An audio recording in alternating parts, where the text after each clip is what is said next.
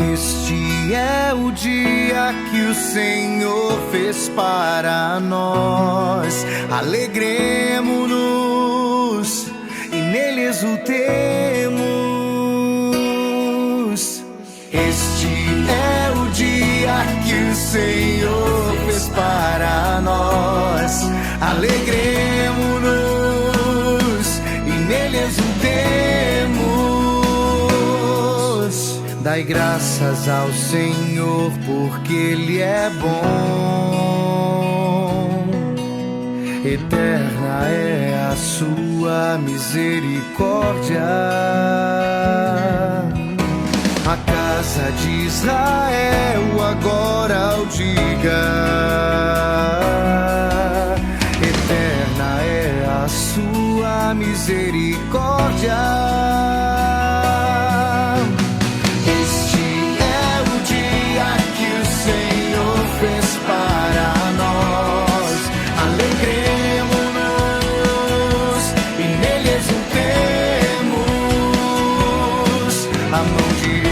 Do Senhor fez maravilhas. A mão direita do Senhor me levantou. Não morrerei, mas ao contrário viverei para cantar as grandes obras do Senhor.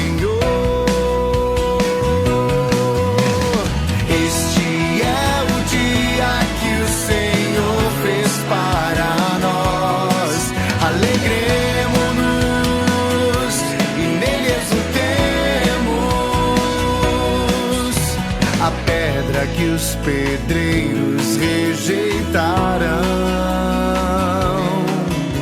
tornou-se agora a pedra angular. Pelo Senhor é que foi feito tudo isso. Que maravilhas Ele fez aos nossos olhos. Este é o dia que o Senhor fez para nós. Alegremo-nos e nele exultemos.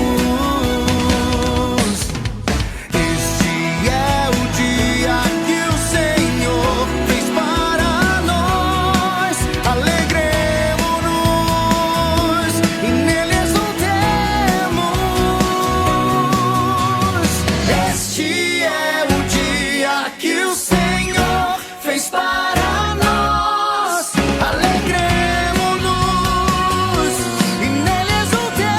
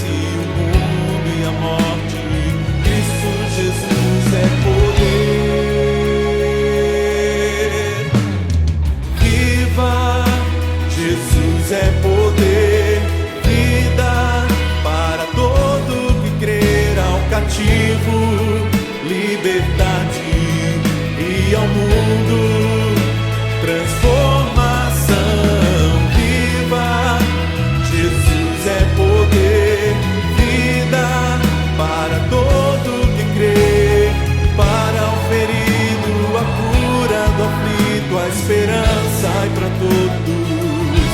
Jesus é poder.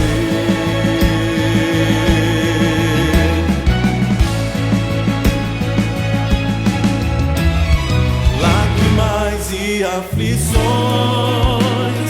não poderão impedir a palavra que vence o mundo e a morte. Cristo Jesus é poder. Viva! Jesus é poder. Para todo que crê, ao cativo liberdade e ao mundo transformação. Viva! Jesus é poder. Vida para todo que crê, para o ferido a cura, do aflito a esperança e para todos. Jesus é poder.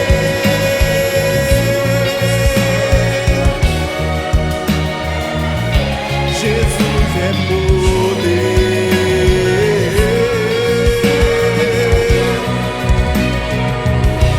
Jesus é poder.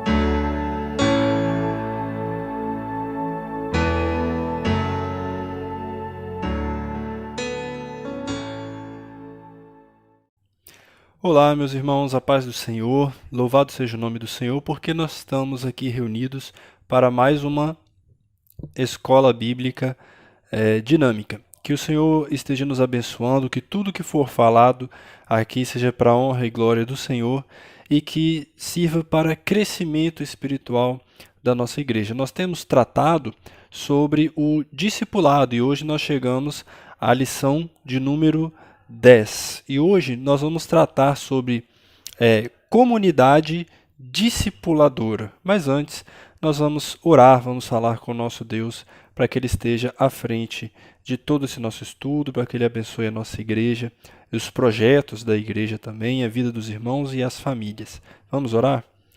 Gratos somos, Senhor, por tudo que o Senhor tem feito nas nossas vidas.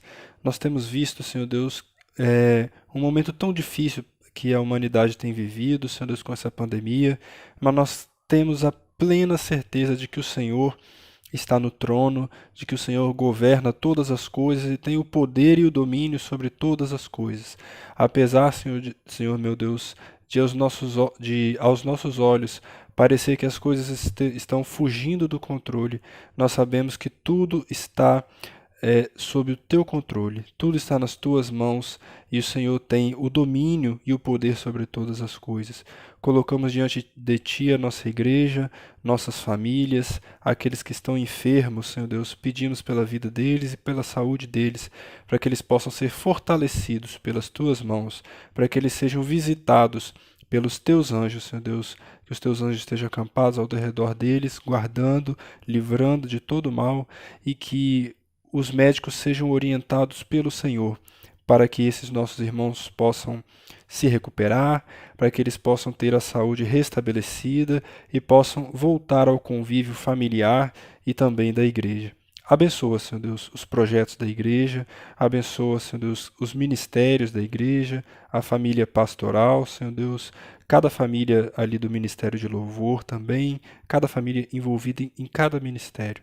Ser com os nossos irmãos, Senhor Deus. Colocamos tudo nas tuas mãos e sabemos que podemos descansar no teu poder, porque o Senhor sabe de todas as coisas. É por isso que eu oro e te agradeço, Senhor Deus, e peço por essa lição, que ela possa transformar nossas mentes e transformar os nossos corações também. Tudo entregamos em tuas mãos e descansamos porque o Senhor é Deus sobre todas as coisas. Em nome de Jesus. Amém. Então, meus irmãos, hoje nós vamos falar sobre comunidade discipuladora. E antes de nós entrarmos nos pontos específicos da lição, nós precisamos entender o que vem a ser uma comunidade discipuladora. Primeiro, o que é, então, uma comunidade? Uma comunidade é um conjunto de pessoas que têm algo em comum.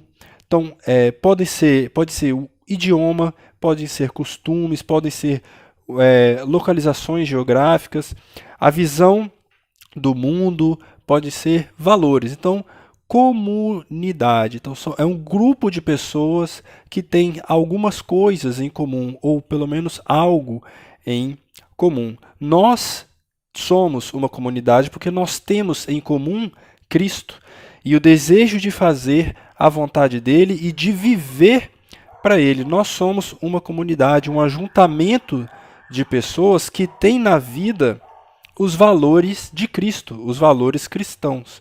E levamos estes valores a todos, levamos estes valores aos nossos próximos, ao mundo. Isso é ser uma comunidade discipuladora. Esse grupo de pessoas que tem esse valor, que é Jesus Cristo, em comum, e esse grupo de pessoas que tem esse valor leva este valor às demais pessoas. E quais valores nós levamos? Nós levamos a Cristo, a mensagem de Cristo, a morte e a ressurreição de Jesus na cruz. Nós levamos o perdão do pecado e a mensagem da vida eterna. A possibilidade que o homem tem através de Jesus Cristo de restauração e transformação de coração e da mente. Não é difícil constatar que hoje há na igreja evangélica o problema quanto ao cumprimento da missão ordenada pelo Senhor Jesus. Há uma busca frenética pelo crescimento numérico, muitas vezes abrindo-se mão, inclusive, de princípios inegociáveis da palavra de Deus.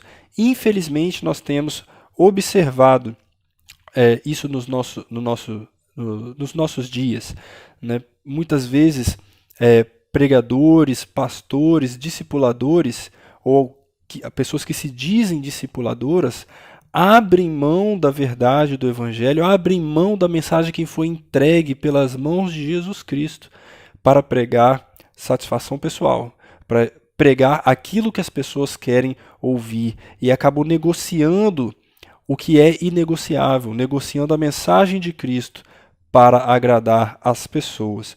O perigo é que muitas vezes o pregador ou aquele que está levando a palavra de Deus amacia, entre aspas, as palavras bíblicas com medo de deixar alguém descontente.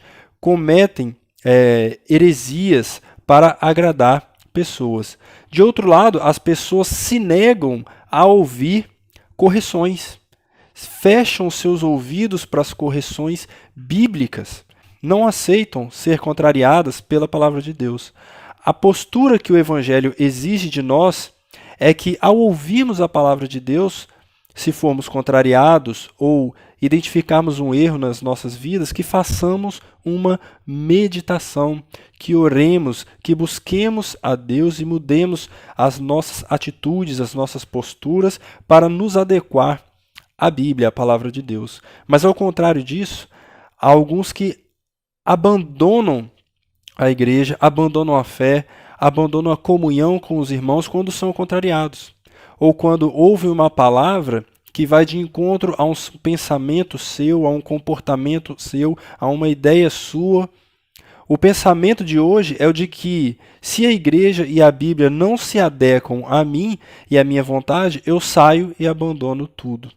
Esse tem sido o pensamento, mas esse pensamento existe por uma falha grande no discipulado de pessoas. Existe uma lacuna de pessoas que não foi, das últimas gerações, que não foi devidamente discipulada, não foi ensinada dentro da palavra de Deus. Nós percebemos que abriu-se mão da verdade, abriu-se mão da correção para alguns ensinamentos, algumas vezes até autoajuda, outras vezes ensinamentos tortuosos a respeito da palavra. Em 1 Timóteo 4, 1 a 5 está escrito: Eu te encorajo, solenemente na presença de Deus e de Cristo Jesus, que há de julgar os vivos e os mortos, por ocasião da sua manifestação pessoal e mediante seu reino.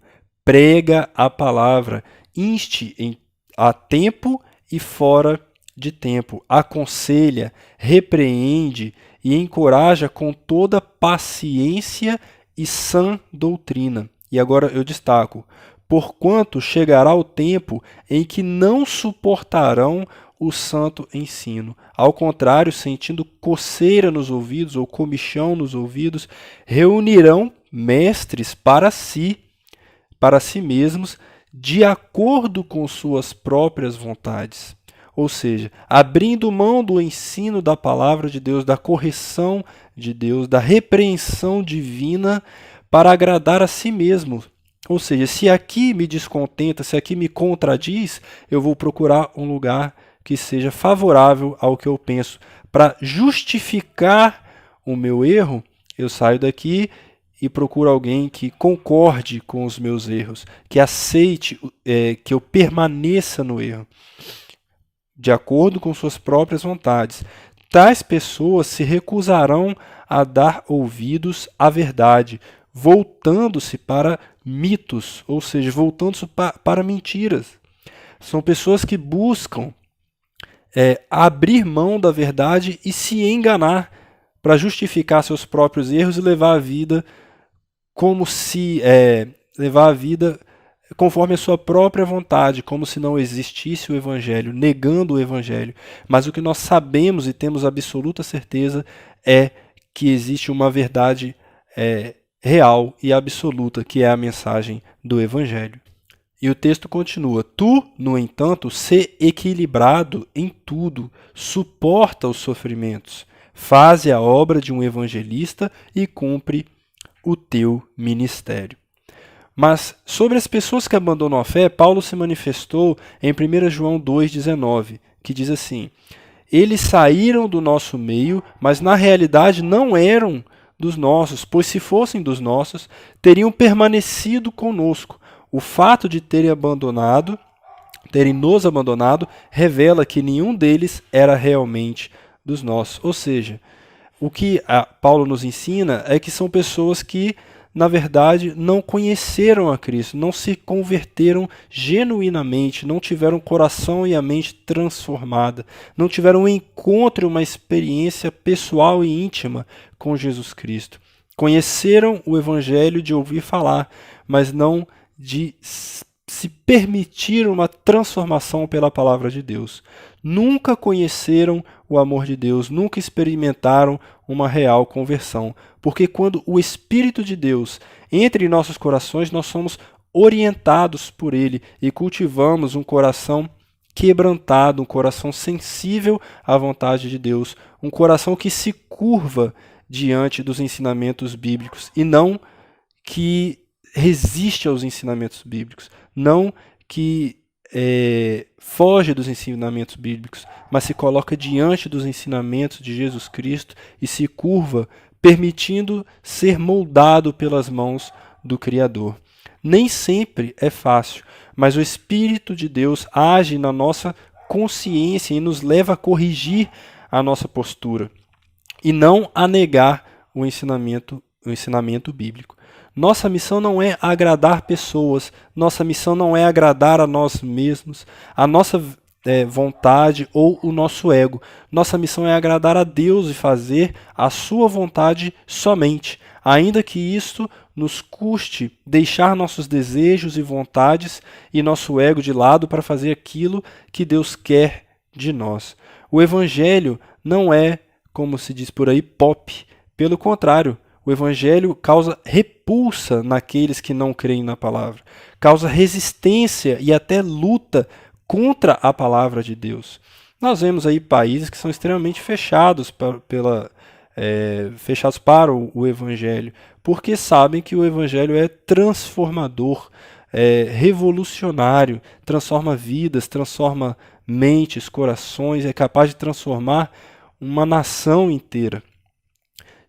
O Evangelho gera incômodo, mas o que o mundo prega é: faça o que te faz feliz. Faça o que te faz feliz, porque a vida é uma só, mesmo que para isso você tenha que negar a verdade do Evangelho. Outro pensamento do mundo é: se te contraria, saia de perto. E ainda, o que importa é ser feliz, não importa o que os outros pensem. Mas a palavra de Deus nos ensina a nos importar com o nosso testemunho, nosso comportamento e nossa vida diante dos outros, porque querendo nós ou não, nós temos sim responsabilidade diante de outras vidas perante Deus. Nós prestaremos contas a Deus, sim, e seremos cobrados por Ele no juízo final. A nossa missão é discipular e trazer vidas para o reino de Deus, e nós seremos cobrados dessa missão quando estivermos diante de Deus. Algumas falsas doutrinas que têm se espalhado costumam fazer algumas perguntas, do tipo: Deus não enviará pessoas para o inferno porque Ele é bom. Onde está a misericórdia de Deus? Ou afirmam ainda que o inferno não é eterno. Depois de um tempo, os que foram para o inferno serão levados para o céu. A Bíblia é clara, meus irmãos. A Bíblia é clara ao afirmar que hoje nós vivemos o período da graça, mas esse período se findará com a volta de Jesus Cristo. Quando Jesus voltar, ele voltará como juiz. Ele será o julgador e estabelecerá a sentença de cada pessoa que passou pela terra em toda a existência. Uma vez sentenciado, acabou. Ou estará eternamente na glória, ou estará eternamente condenado ao inferno. Essas doutrinas, esses ensinamentos, são ensinamentos errados, ensinamentos que estão em desacordo com a Bíblia. E o mais interessante é que são ensinamentos que contrariam textos claríssimos da Bíblia, textos que não deixam qualquer dúvida. Ainda assim se propaga esse ensinamento e, infelizmente, muitas pessoas perecem, mas perecem porque não têm conhecimento da palavra de Deus, não desfrutam de uma vida de intimidade com Deus. Vamos justificar esse ensinamento através da palavra, os ensinamentos corretos através da palavra. Eclesiastes 12:14 diz o seguinte: pois Deus trará a julgamento tudo o que foi feito, inclusive tudo o que está escondido, seja bom, seja mal. Ou seja, Deus trará julgamento. Jesus virá como juiz. Apocalipse 22:12 ensina o seguinte: eis que venho em breve, a minha recompensa está comigo, e eu retribuirei a cada um de acordo com o que fez. Ou seja, existe uma consequência, existe uma retribuição àquilo que nós fizemos durante a nossa vida. Existe uma retribuição às escolhas que fizemos. Existem consequências às escolhas que nós fizemos. Agora, essas doutrinas procuram, de certa forma, algumas doutrinas erradas, procuram, de certa forma, justificar o erro para que as pessoas permaneçam no erro e sejam enganadas a respeito da condenação ou salvação eterna. Esse tipo de ensinamento acaba levando aos mais desavisados ao inferno. Aqueles que não conhecem realmente a Bíblia, não conhecem a palavra de Deus. Vamos ver Hebreus 9, de 27 ao 28, que diz: da mesma forma, como o homem está destinado a morrer uma só vez, e depois disso enfrentar o juízo, assim também Cristo foi oferecido em sacrifício uma única vez, para tirar os pecados de muitos. E aparecerá a segunda vez, não para tirar o pecado. Veja, a segunda vez ele não vem para tirar o pecado, mas para trazer salvação aos que o aguardam. Em Atos, capítulo 17, verso 31, está escrito: pois estabeleceu um dia em que há de julgar o mundo com justiça, ou seja, ele será justo nesse julgamento, por meio do homem que designou, e deu provas disso a todos, ressuscitando-o dentre os mortos. Então ele virá julgar com justiça. E uma pergunta deverá ser respondida ainda em vida: que caminho você pretende trilhar? o caminho da vida, o caminho da porta estreita ou o caminho da morte, o caminho mais fácil? Você prefere justificar os seus erros através de outros ensinamentos, outros mestres e viver uma vida de perdição, ou você prefere se humilhar diante da palavra de Deus, diante dos ensinamentos de Cristo e obter a salvação, a vida eterna, a garantia pelo sangue de Cristo da vida eterna, onde não haverá nem choro, nem dor, nem sofrimento, mas tão somente adoraremos ao nosso Deus eternamente, estaremos aos pés dele, louvando, engrandecendo e adorando ao nosso Deus. Daniel 12, do verso 2 ao 3, diz o seguinte: multidões que dormem no pó da terra acordarão, uns para a vida eterna, veja, a Bíblia é explícita, uns para a vida eterna, outros para a vergonha, para o desprezo eterno.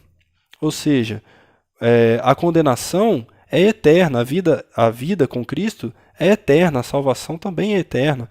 Aqueles que são sábios reluzirão como o fulgor do céu, e aqueles que conduzem muitos à justiça serão como as estrelas para todo o sempre. A Bíblia é muito explícita. A condenação é eterna. A vida depois da morte com Cristo é eterna. Mateus 12, 36 e 37. Mas eu digo que, no dia do juízo, os homens haverão de dar conta de toda palavra inútil que tiverem falado. Veja, dar conta de toda palavra inútil que tiverem falado. Pois por suas palavras vocês serão absolvidos, e por suas palavras serão condenados. Que palavra forte, né, que a Bíblia nos traz. E eu gostaria de destacar mais um texto, que eu gostaria que os irmãos lessem depois em casa, Mateus capítulo 25, do verso 31 ao 46. Mateus 25, 31 a 46. Como o texto é grande, eu vou destacar só o que nós vamos trabalhar aqui na lição. O texto começa assim: então dirá o rei aos que estiverem à sua direita: vinde, benditos de meu Pai, possuí por herança o reino que vos está preparado desde a fundação do mundo. Mais para frente o texto diz: então dirá também aos que estiverem à sua esquerda: apartai-vos de mim, malditos, para o fogo eterno, preparado para o diabo e seus anjos. E ainda no final o texto diz: e irão estes para o tormento eterno, mas os justos para a vida eterna. Então essa doutrina que ensina que algumas doutrinas, né, inclusive ensinam que a pessoa vai para o inferno, mas depois de um tempo ela volta para o céu. Isso não existe, não tem qualquer fundamento bíblico. A Bíblia é expressa em dizer que a vida é eterna e a condenação também é eterna. Meus irmãos, me respondam a seguinte pergunta: quem são os nossos irmãos? Quem são aqueles que estão salvos? Salvos são aqueles que reconhecem a Jesus como único Salvador e Senhor de suas vidas. Os demais que não aceitaram a Cristo ainda são criaturas. A partir do momento que eles aceitarem a Cristo como seu único Senhor e Salvador, eles se tornam filhos de Cristo. Nós, antes de reconhecermos Jesus como nosso Salvador e Senhor, éramos criaturas de Deus. Hoje, porque cremos por meio de Jesus, recebemos o poder de sermos feitos filhos de Deus por uma adoção. Somos adotados por Ele. João, capítulo 1, verso 11 e 12, diz assim: veio para o que era seu, e os seus não o receberam, mas todos quantos o receberam, deu-lhes o poder de serem feitos filhos de Deus, os quais creem no seu nome. Ou seja, os filhos de Deus são aqueles que creem que Jesus é o Senhor. Todos que recebem a Jesus como Senhor e Salvador, Deus nos dá o poder de sermos feitos filhos de Deus. E é interessante destacar aqui o texto que diz serem feitos, ou seja, nós fomos feitos filhos de Deus, nós somos adotados por Ele. João 3, do verso 18 ao 19, diz assim: quem crê nele não é condenado. Ou seja, nós não perdemos a salvação, ela é garantida pelo sangue de Cristo. Quem crê nele não é condenado.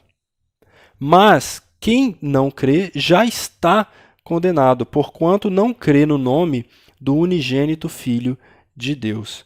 E a condenação é esta, que a luz veio ao mundo e os homens amaram mais as trevas do que a luz, porque as suas obras eram más. Esse vale tudo pelo crescimento tem um impacto sobre a comunidade e pode estar conduzindo a um estresse espiritual, a diluição da fé e o enfraquecimento qualitativo dos crentes. E isso é extremamente evidente.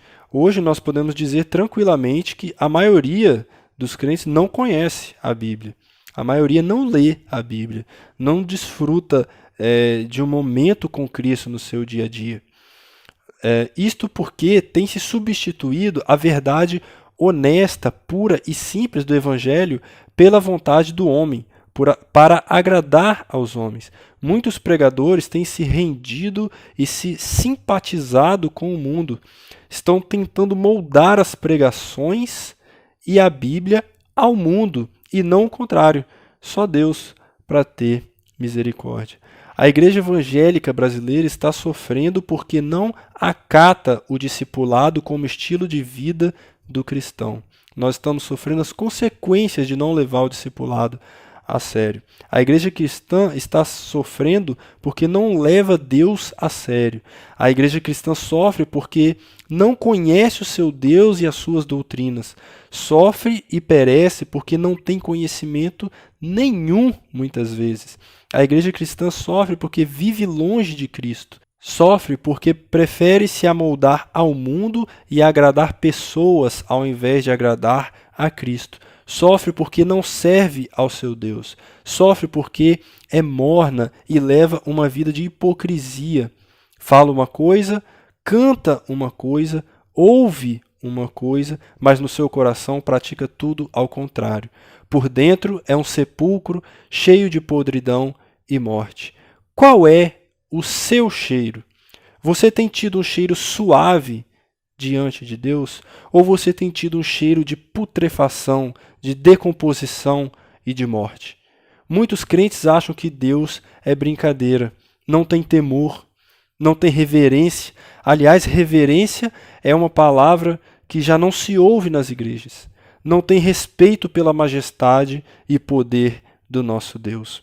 Houve tempo em que, para escrever o nome de Deus, usava-se uma caneta de ouro. Hoje usa-se o nome de Deus em vão das mais diversas formas, chacotas, piadas, brincadeiras. O nome de Deus é falado em vão.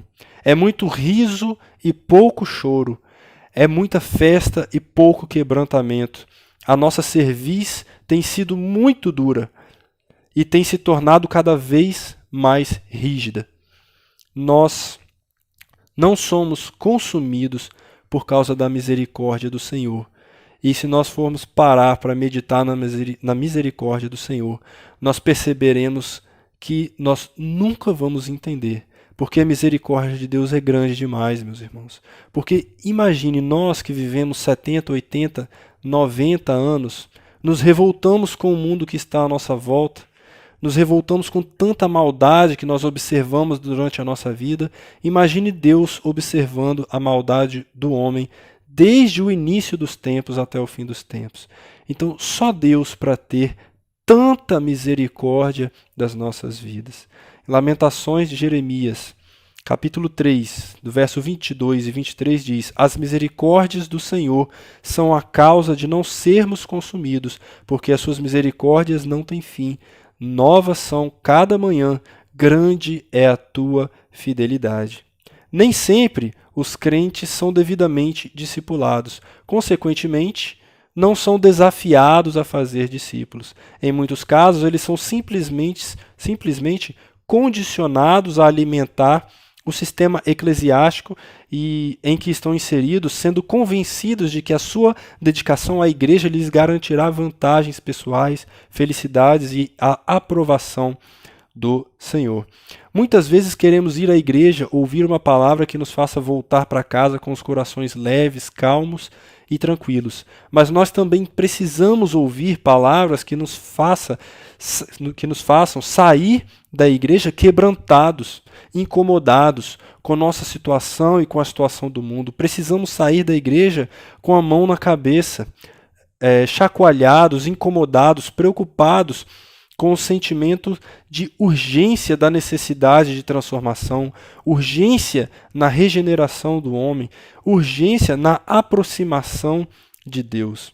Nem sempre os crentes são desafiados e preparados para encarar o discipulado cristão. Fazer discípulo de uma pessoa é levá-la à experiência de ter Jesus como Senhor e centro da sua vida. Ser discípulo implica num ato de entrega e num processo de obediência. Um homem é discípulo de Cristo quando permanece em sua palavra, glorifica o Pai e dá fruto. João 8, 31 e 15, 8. Então, como nós vamos discipular alguém, como nós vamos ensinar alguém sem conhecer o nosso Deus? Por isso, essa é uma outra grande falha que tem havido no discipulado. Como nós vamos ensinar algo que não sabemos? Como nós vamos falar de algo que não vivemos?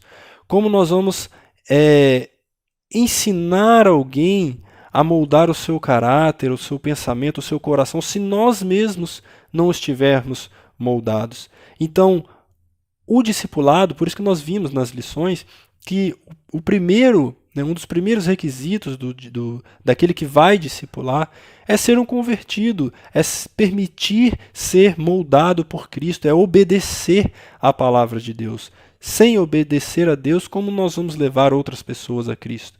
Sem viver uma vida cristã, como nós vamos levar outras pessoas a uma vida cristã? É o mesmo que dizer como alguém pode ensinar matemática se não sabe matemática, como alguém vai ensinar física se não sabe física.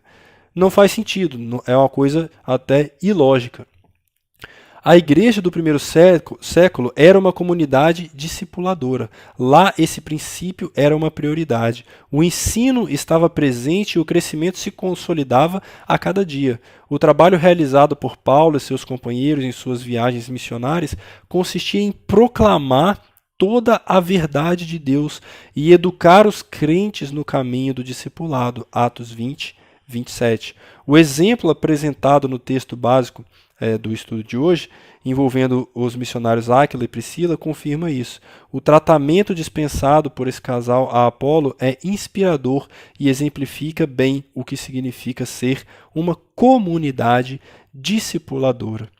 O discipulado deve ser reconhecido como a consistente modalidade de ensino da igreja. Discipular tem tudo a ver com o relacionamento entre o mestre, que ensina, e o aluno, que aprende. Isso está também relacionado com a proteção e a doutrinação. Jesus, o cabeça da igreja, teve não apenas um relacionamento com multidões. Ao se afastar das multidões, dedicava-se ao treinamento dos discípulos de um modo particular. O Sermão do Monte, por exemplo, é um reflexo disso. Durante cerca de 3 anos, Jesus discipulou pessoalmente aqueles que teriam a incumbência de dar continuidade ao seu ministério. Aqui nós aprendemos que o discipulado leva tempo. Jesus, o mestre dos mestres, Senhor dos senhores, utilizou 3 anos para terminar o discipulado a que se tinha proposto com seus discípulos.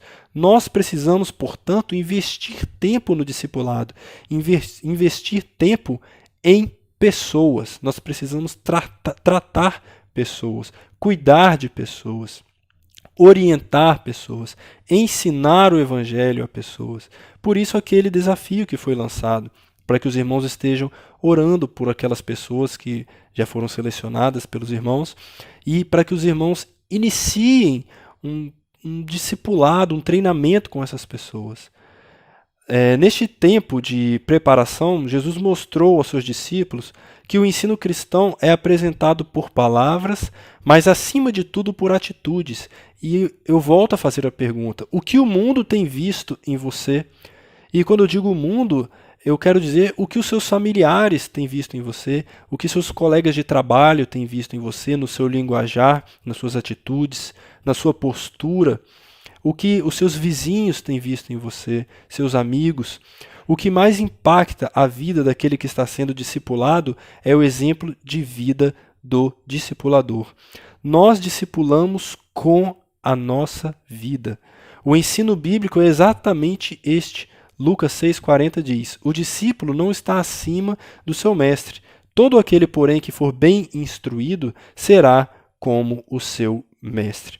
Esse conceito de ensino foi abraçado também pelo apóstolo Paulo.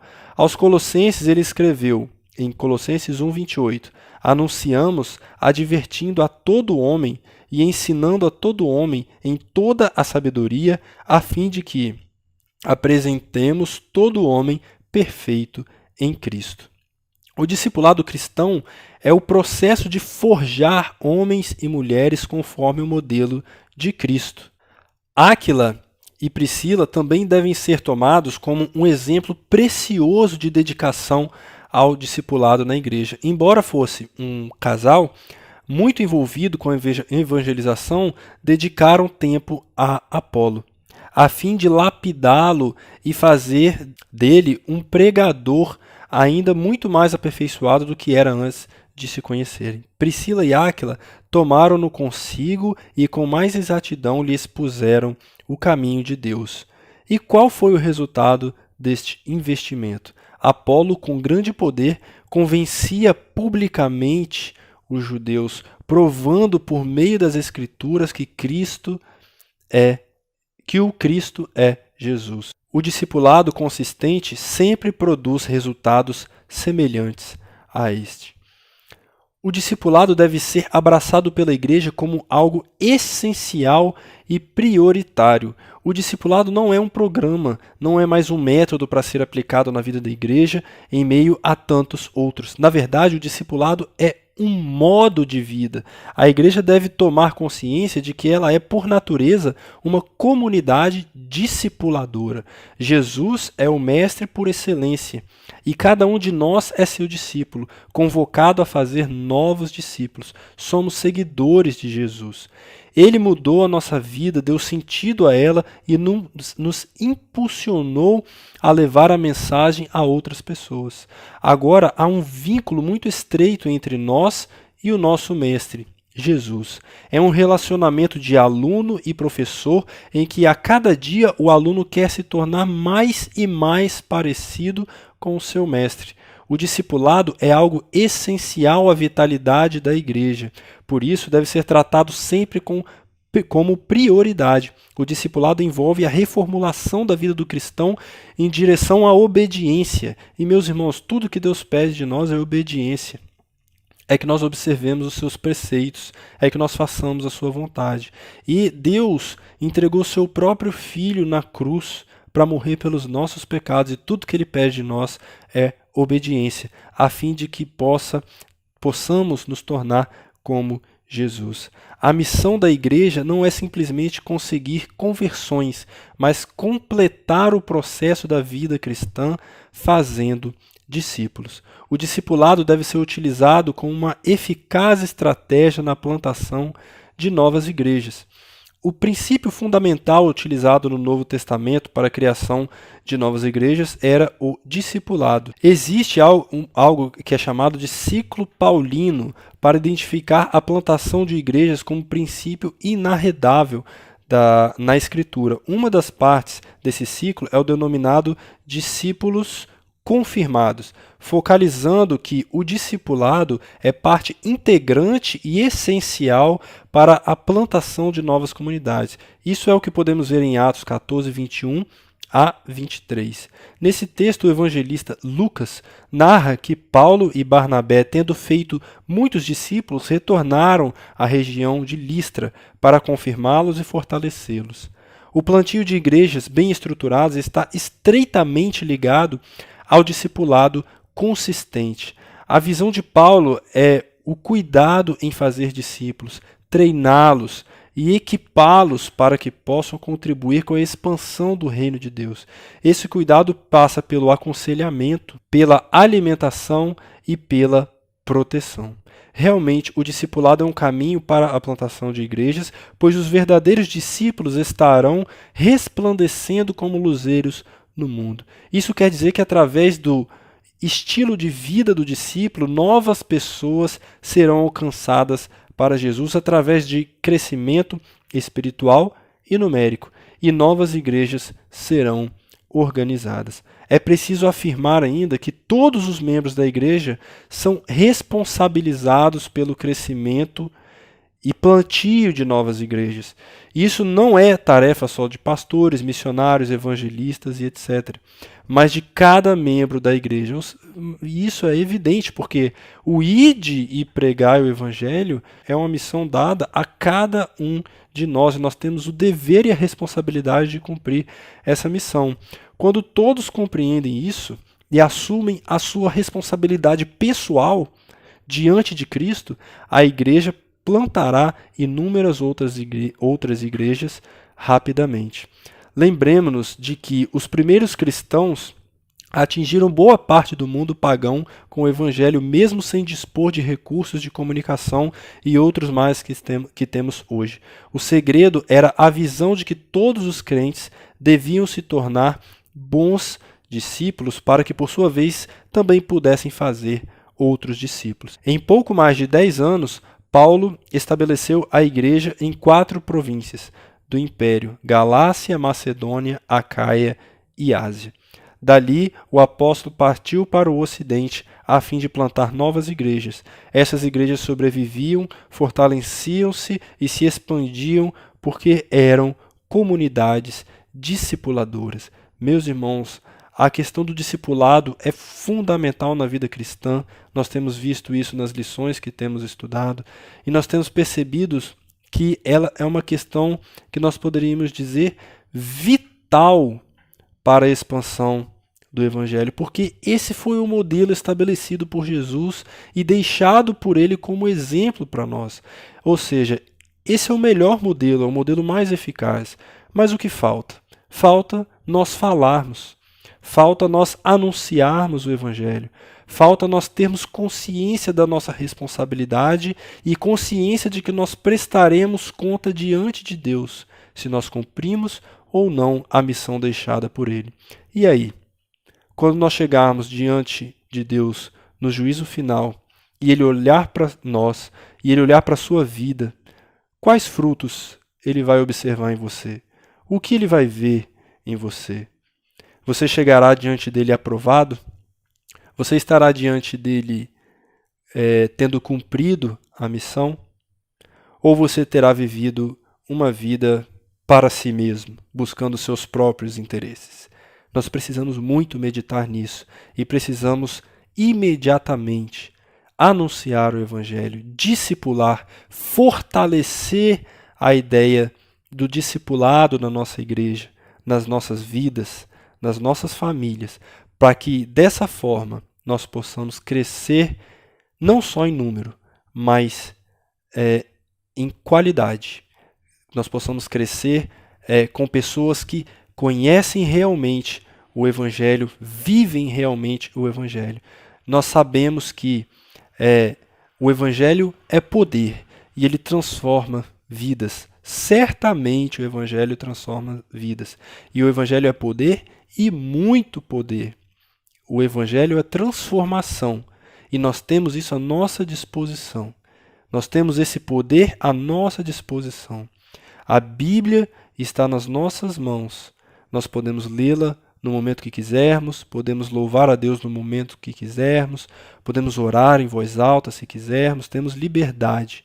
Que nós possamos saber desfrutar da palavra de Deus, da presença de Deus, desfrutar dessa liberdade que nós temos. Liberdade, inclusive, para pregar e anunciar o Evangelho, porque nós viveremos tempos no futuro em que essa liberdade não será tão grande como hoje. Isso é o que a Bíblia nos mostra.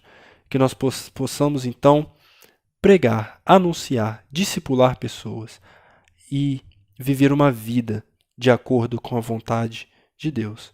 Que Deus nos abençoe e até a próxima lição, se Deus quiser.